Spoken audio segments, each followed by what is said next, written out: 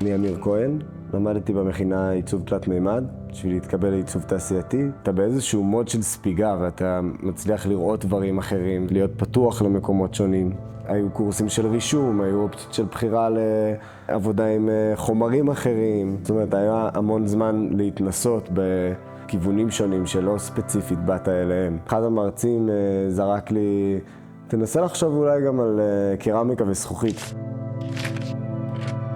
כשהגעתי לבצלאל למבחנים, פתאום יצא לי לראות את הסדנה של קרמיקה וזכוכית. פשוט התמגנטתי לשם כמה שעות ובחרתי ללכת גם למבחנים של קרמיקה וזכוכית. ואחרי שהודיעו לי שהתקבלתי לשניהם, הייתי צריך לבחור ובחרתי ללכת לקרמיקה וזכוכית, שזה לא היה קורה אם לא הייתי נמצא במכינה.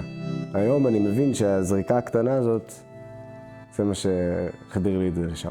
היום אני מלמד בבצלאל, במחלקה לקרמיקה וזכוכית. יש לי תערוכה בפסטיבל בכורות בקרוב, ותערוכה ברוטשילד, שתי תערוכות יחיד ראשונות שעומדות לקרות.